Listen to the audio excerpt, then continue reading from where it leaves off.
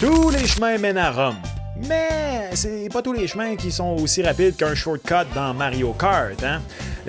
Pour certains, cette année, la reconstruction a l'air de s'allonger un tantinet. Mais, fan du Canadien de Montréal, j'ai des bonnes nouvelles pour toi. C'est ton boy Max. Assieds-toi, prends un verre et enjoy the show.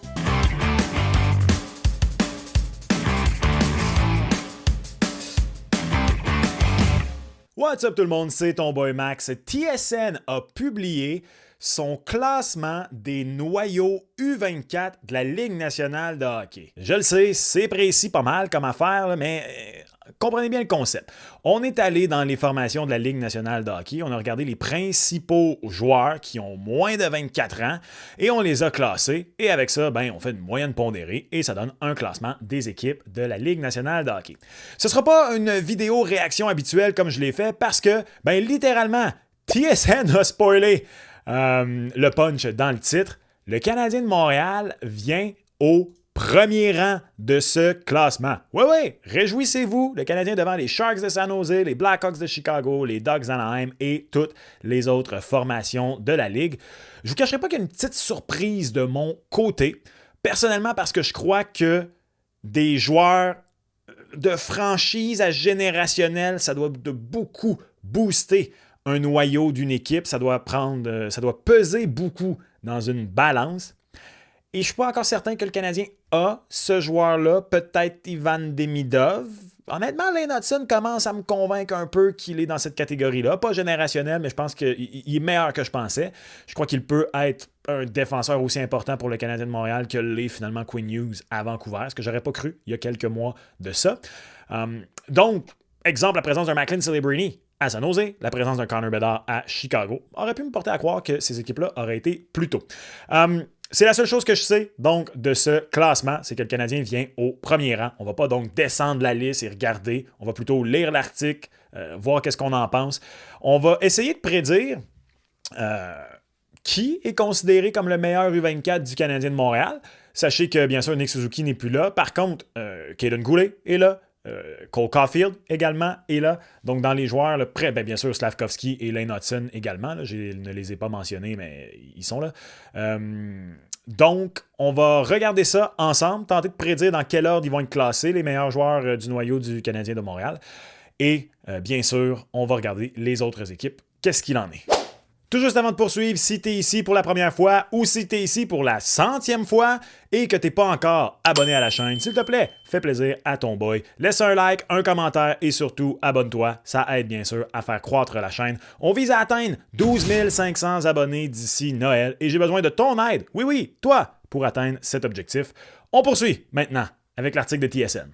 OK, donc on va essayer de trouver les explications pour le classement des joueurs. Bon, déjà, on parle beaucoup du Canadien dans l'article en tant que tel. On dit que les 5 joueurs les mieux classés de l'organisation... Oh, attends, faut pas que je lise ça tout de suite. Je ne lis pas, je regarde. OK, les 5 meilleurs joueurs U23 de l'organisation du Canadien de Montréal. Je pense que juste en raison de ce qu'il a prouvé jusqu'ici, Caulfield va être numéro 1, Demidov numéro 2, dépendamment à quel point on y va vraiment sur qu'est-ce que le joueur va devenir ou si on prend en considération également ce qui a été fait. Dans le sens où Caulfield, je veux dire, en ce moment, il est parmi les meilleurs buteurs de la Ligue nationale de hockey au moment de l'enregistrement de la vidéo. Difficile de ne pas le mettre numéro 1. Demidov 2, Slav ou Lane Hutson 3? Slav 3, Lane Hutson 4, de justesse. Puis, je sais pas, Kirby Dach 5, genre? Quelque chose comme? Ça a de l'allure, ça? OK, on va aller voir. C'est parce qu'il était écrit avant même la liste.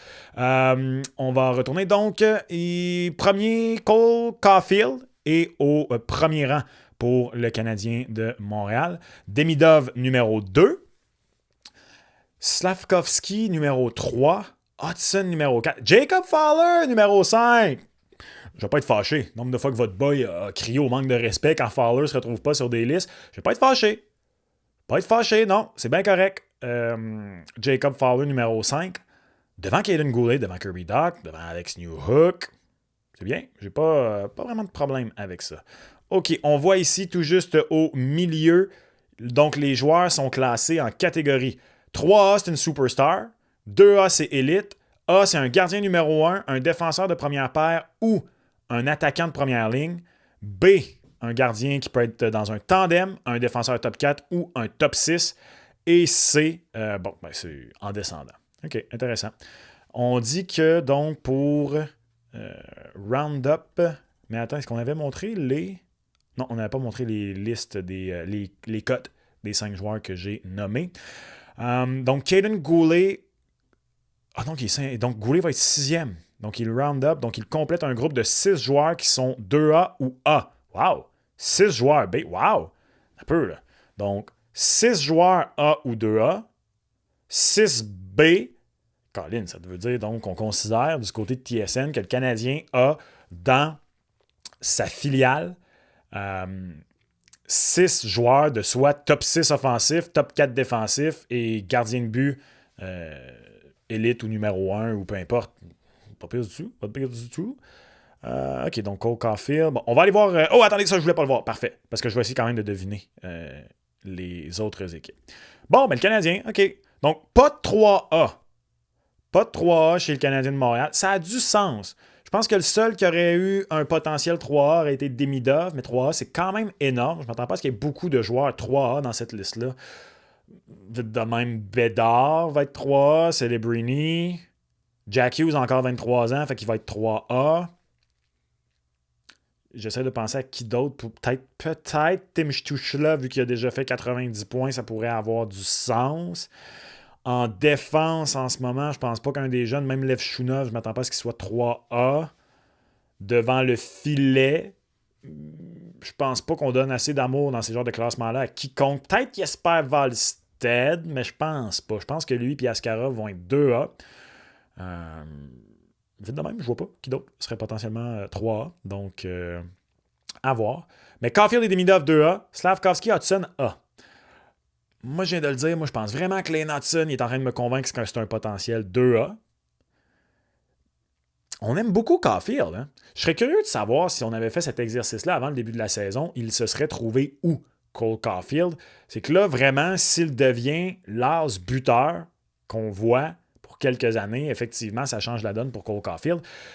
J'aurais été curieux également qu'on nous donne un indicatif d'à quel point c'est basé sur où ils en sont présentement. Il est écrit « projected ». Dans l'article un peu plus haut, il est écrit que c'est vraiment « projected ». C'est donc dire qu'on projette que Cole Caulfield est le meilleur de la gang. Je vous pose la question, laissez-moi savoir en commentaire.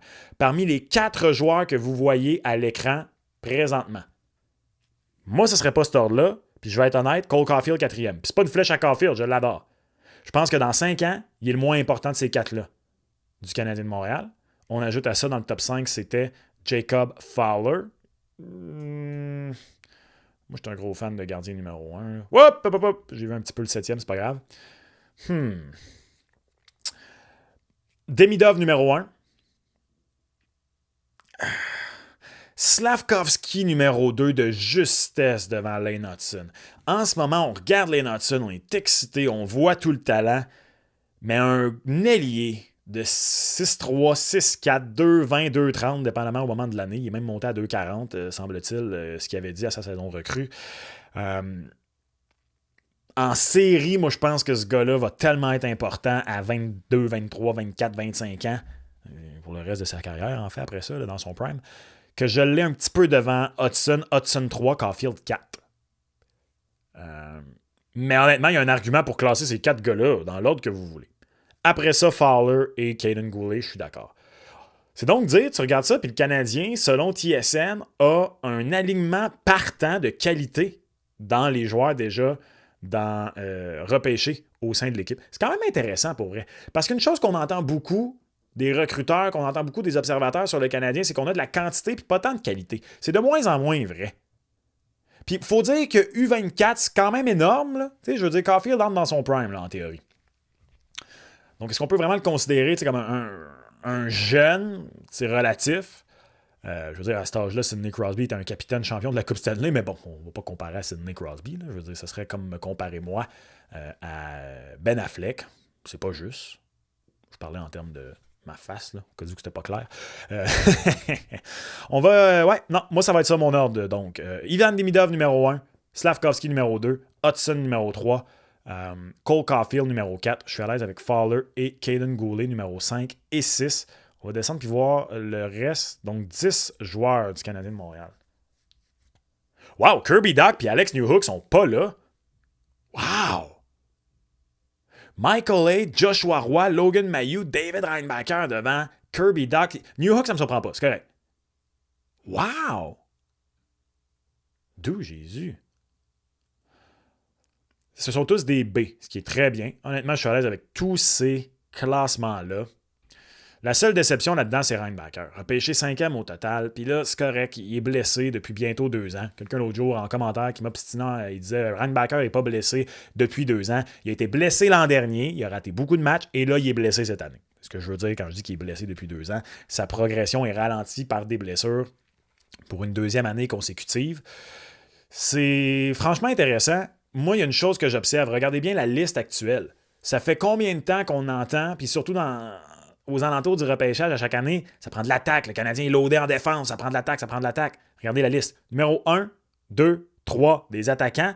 Numéro 4, un défenseur à caractère offensif. Donc, c'est finalement Fowler et Goulet. Les 2 éléments défensifs les plus intéressants. Après ça, 2 autres attaquants à nouveau. Après ça, Mailloux, un défenseur à caractère offensif. Puis finalement, Reinbacher. La quantité n'égale pas toujours la qualité. En même temps, il y aurait un argument pour dire que tu veux que ta qualité soit des joueurs offensifs. Ça se trouve beaucoup plus difficilement. Puis après ça, des bons joueurs défensifs, ça peut se greffer. Je suis tout à fait d'accord avec cette affirmation-là. D'ailleurs, j'ai hâte de voir le reste du classement. Parce que je pense que le Canadien, je regarde ça, là, on donne beaucoup d'amour à Caulfield et Demidov. Je pense que le Canadien est vraiment là en raison de la profondeur. Et jusqu'ici, on a quand même bien repêché. Je veux dire, regardez ça, le Caulfield, Slavkovski, Hudson, c'est tous des membres importants de l'équipe cette année. T'as Marc Demidov là-dedans. Goulet, c'est un membre important de l'équipe déjà. Donc, on a un mélange de profondeur et de joueurs déjà, entre guillemets, établis et qui commencent déjà à montrer leur potentiel. Numéro 2, je pense que ça va être les Sharks de San Jose, parce que même si Chicago a Bédard, San Jose, j'en ai parlé dans une vidéo précédente, commence là, vraiment à être loadé d'un coup. Il passait de pas grand-chose à beaucoup, tant qu'à moi, avec la combinaison du repêchage de Celebrini et l'acquisition de Yaroslav Askarov. Sam Dickinson devant Askarov. Arrêtez de manquer de respect à mon boy! Manque de respect! Askarov numéro 3, franchement! Voilà, Celebrini est un 3A. Will Smith, pas le début de carrière escompté. C'est pas grave, il va avoir le temps. Sam Dickinson devant Askarov, s'il vous plaît. Donc, voyez-vous, là, déjà, là, seulement 4A. Puis après ça, on passe tout de suite à B. William Eklund, que j'aime bien. Je vais être un peu moins familier avec tous les autres dans la liste, à part Quentin Musty, que lui, je connais un peu. Les autres, je ne les ai pas vraiment vus jouer. Mais déjà là, la profondeur est moins intéressante que celle du Canadien de Montréal. Mais j'aurais pensé qu'un Macklin Celebrini, des fois, c'est tellement un joueur important que ça peut te catapulter une équipe plus loin. Mais en même temps, regardez le Canadien, puis moi, je vois 2 comparatifs, là. Panthers de la Floride, Hurricanes de la Caroline. Tu sais, Alexander Barkov, en ce moment, c'est un 3A. On est d'accord? Là. Ce qui est devenu, finalement, c'est un 3A. J'aurais été curieux de voir ce classement-là, à l'époque où Barkov était U24, est-ce qu'on le voyait devenir un 3A? Après ça, certaines transactions, je veux donc aller chercher Matthew Tkachuk, mais en même temps, Matthew Tkachuk pour Jonathan Huberdeau, à ce moment-là, ça aurait pu être comparable. Puis sinon, les Hurricanes de la Caroline... Puis juste pour dire, là, dans ce comparable-là que je suis en train de faire, c'est peut-être que Demidov et le Barkov, qui éventuellement est un 3A. Peut-être que Hudson et le Barkov. Après ça, il y a un argument pour dire que, je veux dire, Aaron Ekblad aurait peut-être été considéré 3A, quoique lui, c'est peut-être un peu l'inverse. Peut-être dans ce temps-là, premier choix au total, recrue de l'année, peut-être qu'on l'aurait mis 3A tôt dans sa carrière, puis aujourd'hui, c'est plus un 2A. Mais t'as aussi Bob. Tu peux pas dire d'un gars qui a été nommé au Vézina l'an passé quand ils ont gagné la Coupe, qui est pas 3A, puis qui a 2 Vézina dans sa carrière. Je sais que Bob, en Floride, ça n'a pas toujours été évident, mais depuis qu'il s'est replacé. Sinon, les Hurricanes, ben là, ça c'est vraiment un cas pour moi. Il n'y a pas de 3A en Caroline. Quoi qu'en ce moment, Martin Necas est parti pour la gloire. Là. Mais si on recule, même chose, on place tous ces gars-là U23. T'as des 2A, t'as Sébastien Aho, t'as Svechnikov, Tu as des joueurs vraiment intéressants. Tu as panoplie de joueurs intéressants sans nécessairement avoir la vedette. Donc, ça, c'est peut-être 2 comparables intéressants pour le Canadien. Détroit, 3e, j'aurais pensé Chicago avec Connor Bedard. Ah, d'ailleurs, je remarque que c'est pas automatiquement un top 10. Hein, regardez, San Jose sont 9. Bon, là, je viens de voir les Devils, mais Détroit sont 10. Seider, Raymond, après ça, des A. Ils ont quand même beaucoup de A, OK? 5 A, Sandin, Pelika, Kossa. Ouais, mais ça pourrait être intéressant, par contre. À quel point ça pèse dans la balance? T'as pas besoin de 2 gardiens A. Par contre, en fait, ça change rien. Excusez, oubliez ça change rien. Parce que dans le pire des scénarios, t'en prends un, tu l'échanges, puis non. C'est correct, ça change rien. Ça devrait pas peser dans la balance. Mais c'est à prendre en considération. T'as 2 gardiens, t'en as juste un dans le filet là, par match. Des fois 2. Jamais 3. Sauf David Ayres. Shout out, le chauffeur de Zamboni. Un peu la même chose que le Canadien pour Seider et Raymond, dans le sens où, j'ai dit Raymond, Lucas Raymond, des joueurs établis, des joueurs qu'on sait déjà ce qu'on a avec eux. Puis après ça, même chose, il manque un petit peu de profondeur. Mais Devils, hey, les Blackhawks sont loin. Hein? Il faut que je fasse attention. Là. OK. Ben c'est ça, Jack Hughes, triple A, son frère double A. Wow. Hey, wow! OK, non, OK, c'est beau. Simon Nemec, 6. B. Deuxième show au total. Dawson Mercer, B. Leur baromètre était top 6. Ouais, ça a de l'allure. Ça a de l'allure, OK. Silayev, A. Ça peut prendre du temps, par contre, dans le cas de Silayev. Mais c'est intéressant. Mais Silayev, A. Simon Nemec, B. C'est particulier, quand même. Le Wild, baby! Devant Chicago, mais je suis pas fâché. Oui, le Wild! Un A pour Jesper Wallstedt. Un 2A pour Jesper Wallstedt. Come on! Wow, juste 6 joueurs pour le A. Fait que là, ici, c'est la 3-2A. 3 joueurs 2A. C'est encore meilleur que le Canadien. On a mis 2 2A au Canadien. Fait que Zeev Buim, Brock Faber et Matt Boldy. Zeev Buim et Brock Faber vont être une méchante paire de défense tantôt. Je sais que ça fait quelques fois que je le dis, mais watchez bien ça. Le Wild devant les Blackhawks. Bon, finalement, les Blackhawks. Mais c'est parce qu'on n'a aucun A. Wow! Donc, vraiment, la force des Blackhawks, c'est uniquement sur Bédard et Levchunov. Frank Nazar a un B. OK. Kevin Korchinski, ouais. J'aurais quand même pensé qu'un gars comme Connor Bedard, à lui seul, t'élevait les Blackhawks. Je vous pose la question. Parce que quand tu regardes les équipes championnes de la Coupe Stanley, là, si tu déboules année par année, OK? Les Panthers de la Floride, t'as au moins un 3A en Barkov. Tu sais, t'as un des meilleurs de la Ligue à sa position. Matthew Tkachuk, pour moi, est un des meilleurs ailiers de la Ligue. T'as Sergei Bobrovsky. Je considère plus comme Aaron Ekblad comme un top 5 défenseur de la Ligue. Là. Mais tu sais, t'as des joueurs d'élite, à mon sens, en attaque, devant le filet. Puis sans avoir un joueur d'élite en défense, c'est des très très très bons joueurs. Mais tu sais, t'as au moins minimum un 3A, peu importe ce que tu vois là-dedans. Après ça, l'année d'avant, les Golden Knights de Vegas, Jack Eichel, qu'on l'aime ou non, Mark Stone, même s'il est tout le temps blessé quand il est là, je pense pas que ce serait des 3A, je pense que ce serait des 2A. Mais t'as 2 2A. Tu sais, t'avais beaucoup de A. OK. Avant l'Avalanche du Colorado, là, je veux dire, t'avais au moins 3 3A dans ma tête. Rantanen, McKinnon, Makar, bang. Le Lightning, Kucherov, Stamkos, Edman, bang. Tu peux remonter loin, là. 19, les Blues, t'en avais pas. Les Blues, c'est une espèce d'anomalie. C'est un glitch dans Matrix. C'est intéressant quand même. À savoir, je vous pose la question. À quel point pensez-vous qu'un joueur comme Connor Bedard, êtes-vous d'accord avec moi? Auriez-vous pensé que ça aurait propulsé les Blackhawks plus haut ou non? Les Ducks sont toujours... Ah, là. Les Ducks. Bon, là, faut commencer à les regarder. Là, je suis pas capable d'arrêter au bon moment, maudit. Les Ducks... Regardez ça, quand même 5A. Mais on arrête à 6. On constate qu'on n'a pas encore beaucoup de profondeur. Mais pourquoi on arrête à 6? Pourquoi on n'a pas fait un top 10 tout le temps? Tu sais, je veux dire, t'aurais pu mettre là-dedans, je sais pas, Tristan Luneau, genre. En tout cas, c'est particulier. En même temps, on a utilisé le terme core. On a identifié des joueurs de core. Mais Montréal, on a identifié 10. Il aurait fallu définir c'est quoi un core TSN. T'as pas de core de 10 joueurs dans la vie. Ça n'a pas de bon sens. Gérez-vous, calique. Worldwide Leader in Sport. Bon, techniquement, ça c'est ESPN, mais c'est la même chose. T'en viens pas. Vous avez plus de budget que moi. Vous devriez être capable de faire ça. Léo Carlson, 2A, ça a de l'allure. Carter Gauthier, Mason McTavish, Beckett Seneca et Pavel Minchukov, tous des A. Correct. Je respecte ça. Zellweger va bien en ce moment. Puis on n'a pas mis Zegras. Ça a de l'allure qu'on n'ait pas mis Zegras. Mais c'est bizarre comme classement. Parce que je comprends que tu ne mettes pas Zegras parce que clairement, il n'est pas identifié dans le noyau à Anaheim. Je veux dire, avec toutes les rumeurs de transactions, le facteur sur son style, le mauvais début de saison pour une deuxième année de suite. Mais j'aurais été curieux, un gars comme Zegras, tu le prends et tu le mets à Montréal, il est dans le noyau. C'est particulier, c'est vraiment bizarre.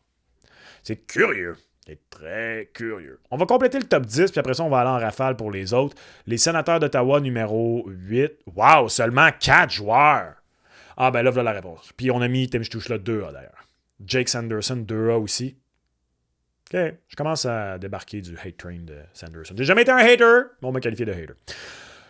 Yakemchuk A, mais après ça, ça semble tout de suite assez. Parce que l'affaire, c'est que les Sens ont un peu manqué leur début de fenêtre.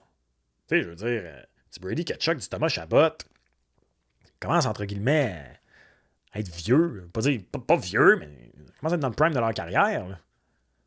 Fait que là, commence à manquer de temps, Frodon.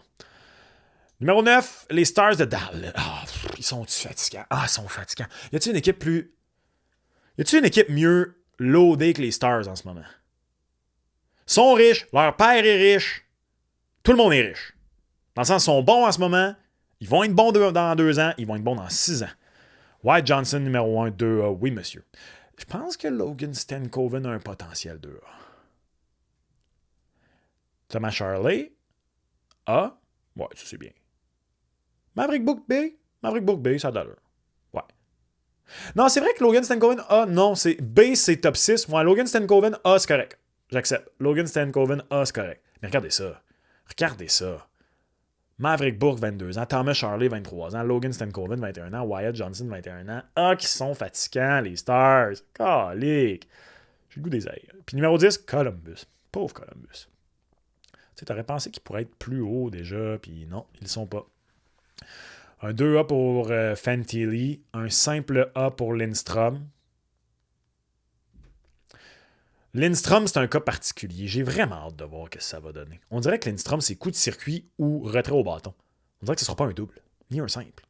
Les blessures, commencer le hockey sur le tard. Il y en a qui questionnent le fait qu'il joue à Medicine Hat, fait, avec Gavin McKenna. Moi, personnellement, non. Ils n'ont majoritairement pas joué sur la même ligne. Mais ça va être intéressant à surveiller. Yegor Shinakov, un B, ouais, c'est correct. Il y a quand même un bon début de saison. Par contre, Yegor Shinakov. Puis, tu sais, la même chose, on met pas... Ah oui, il est là, excusez, 7e. David Jiricek.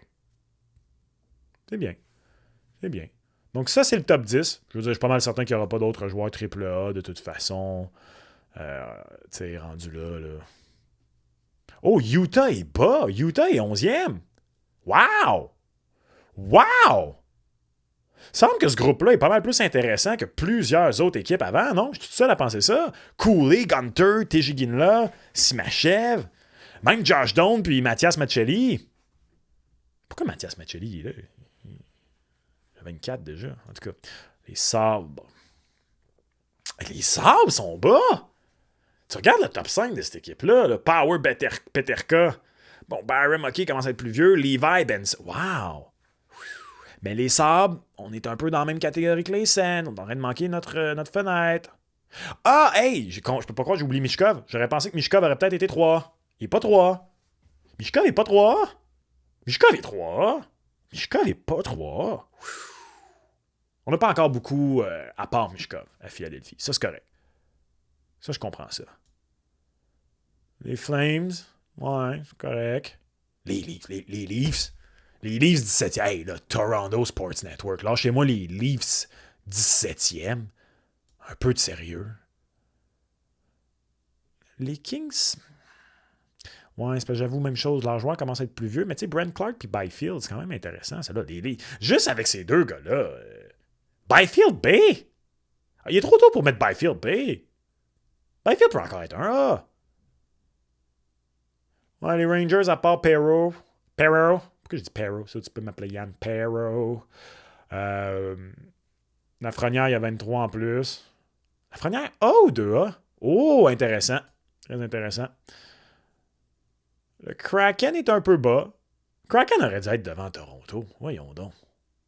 Les Blues, ça c'est bien correct.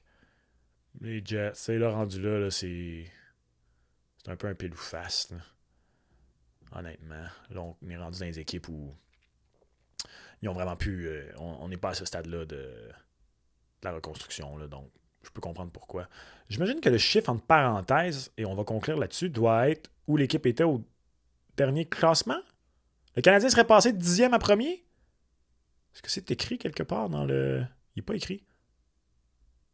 Il n'est pas écrit. Quel est le chiffre entre parenthèses? Ça aurait été intéressant de savoir.